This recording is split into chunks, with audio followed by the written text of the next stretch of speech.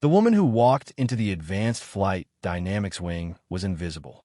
She moved with a quiet economy that seemed designed to deflect notice, her graying hair tied back in a severe, functional knot.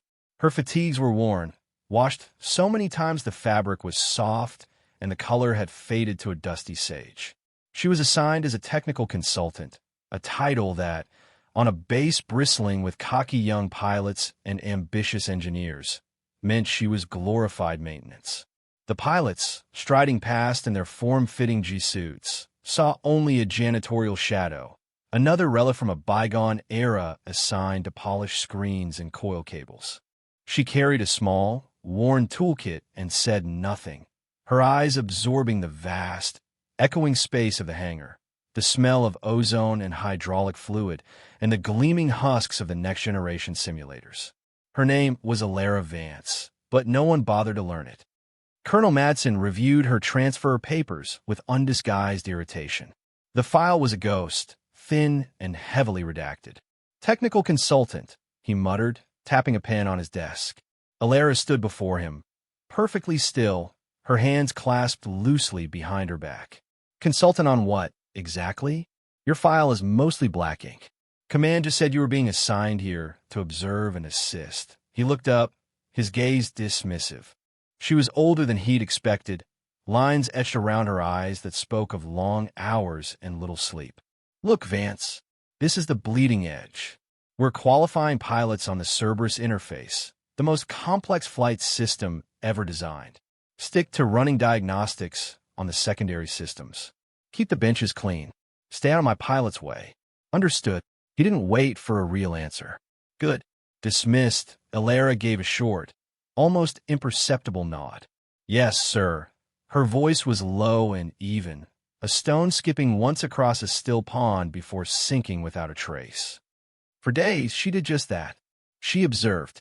From a quiet corner of the control room, she watched the pilots wrestle with the Cerberus simulators. She didn't watch the main holographic displays showing the frantic combat scenarios. She watched the pilots' hands, the minute, panicked tremors as they lost control. She watched the flicker of their eyes as the system's feedback loop overwhelmed their senses. The young aviators would emerge sweating and cursing, blaming the machine. "It's unstable," Lieutenant Kai Jensen, the squadron's hotshot, declared after a particularly brutal session. "The haptic feedback is asynchronous. It fights you," the engineers would nod, poring over data streams that told them nothing. Alara simply watched, her expression unreadable. Once, while she was methodically cleaning a console, Jensen noticed a faded patch on the sleeve of her fatigues, tucked away near the cuff. It was a stylized black raven, its wings swept back, and beneath its beak was a single, stitched tier of silver thread. He'd never seen the insignia before and dismissed it as some forgotten maintenance unit's logo. The pressure began to build. The Cerberus simulators, the multi-billion-dollar centerpiece of the Air Force's future fighter program, were failing. Not just glitching, but actively inducing catastrophic failures. Pilots were being thrown into unrecoverable flat spins in the virtual world, the violent G-force feedback causing extreme vertigo and, in 2 cases, blackouts. The manufacturer's technicians flew in, spoke in acronyms, and left with shrugged shoulders. The program was on the verge of being suspended. Madsen's career was tethered to it. During a critical evaluation, Jensen was locked in a simulated dive, the alarms blaring, the machine refusing to respond to his inputs. Red lights flooded the cockpit. He felt his consciousness tunneling, the artificial gravity crushing him into his seat. He barely managed to hit the emergency override before passing out. Panic rippled through the control room. Alara, standing in her usual spot, remained perfectly calm, her gaze fixed on the system's core status monitor, a stream of code no one else was watching. That night, long after the hangar had emptied, a lone duty officer saw Alara enter the main simulator bay. He assumed she was doing a final cleaning sweep. He watched on a security feed as she walked directly to Jensen's simulator, the one that had nearly broken him. She didn't use the standard interface. Instead, she opened a small, unmarked maintenance panel below the cockpit entry hatch. a panel the manufacturer's own techs had ignored. From her worn kit, she produced a single interface cable and plugged it directly into the port. Her fingers moved over the terminal sheet attached, not with the methodical pace of a diagnostician, but with the fluid, impossible speed of a virtuoso. It wasn't repair, it was a conversation. She wasn't fixing bugs. She was rewriting the machine's foundational language, recalibrating its very soul from the machine code up. After 10 minutes, she unplugged the cable, closed the panel, and walked away, leaving no trace she had ever been there. The next morning, a reluctant Jensen was ordered back into the same simulator. He strapped in, bracing for another fight. But when he initiated the startup sequence, something was different. The hum of the machine was smoother, deeper. The controls felt alive in his hands, an extension of his own intent. He ran the same failed scenario. This time, when the dive began, the feedback was perfect. He could feel the air over the virtual control surfaces, sense the precise moment before a stall. The machine wasn't fighting him anymore. It was dancing with him. He didn't just recover. He executed a flawless inverted climb that left the simulation's aggressors burning in his wake. He emerged from the simulator, not sweating or cursing, but awestruck.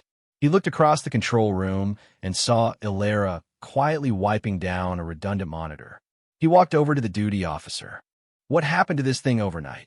The officer just shook his head. "Nothing. Just her. She was in here for a few minutes. Cleaning." Madsen, now deeply intrigued and profoundly suspicious, called Jensen into his office.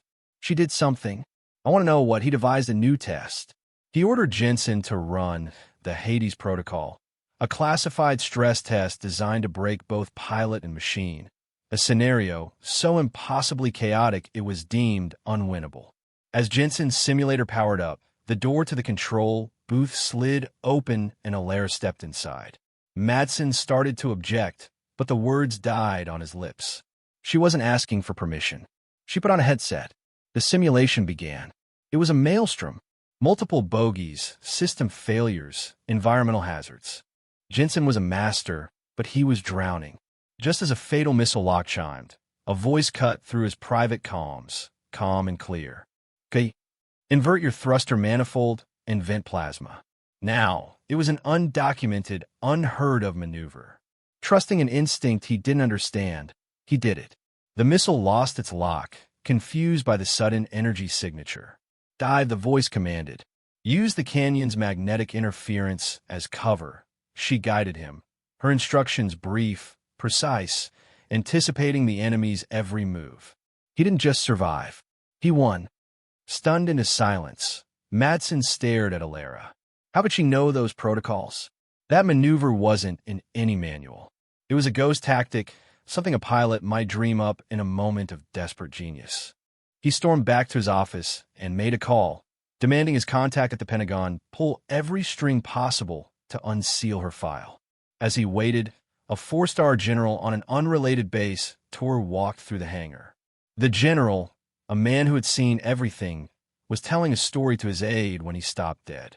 His eyes were fixed on the quiet woman coiling a cable near the Cerberus pod. He walked towards her, his entourage confused. He looked at her worn fatigues, his gaze locking onto the faded patch on her sleeve. The black raven, the silver tear. The general, a man before whom colonels trembled, slowly, deliberately, brought his hand up in a sharp salute. "Wraith," he said, his voice thick with a reverence that silenced the entire hangar. "It's been a long time." The name hung in the air. At that exact moment, Madsen's aide ran in, holding a tablet with a newly unsealed file. The cover page was stark.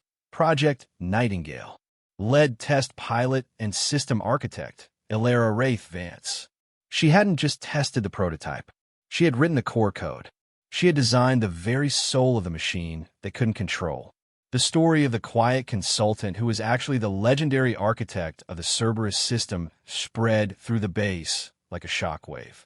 The next morning, when Ilera walked into the hangar for her duties, the chatter stopped. One by one, the young pilots, Jensen included, turned to face her. As she passed, they snapped to attention, a silent, unified column of respect. Colonel Madsen met her by the simulators. All his arrogance was gone, replaced by a deep, humbled admiration. He didn't speak. He simply rendered a slow, formal salute. Alara stopped, looked him in the eye for a brief moment, and gave that same small, quiet nod she had on her first day. Then she continued on, her stride unchanged, her purpose fulfilled. Later, alone, she sat in the dark, silent cockpit of the Cerberus simulator. She placed her palm flat against the central console, cool and dormant.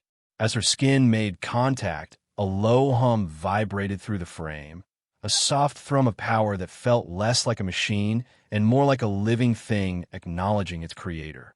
A single diagnostic light flickered on, casting a faint glow on her sleeve. In the dim light, the silver tear on the raven patch seemed to hold a liquid depth, a quiet testament to a legacy secured not with words, but with silent,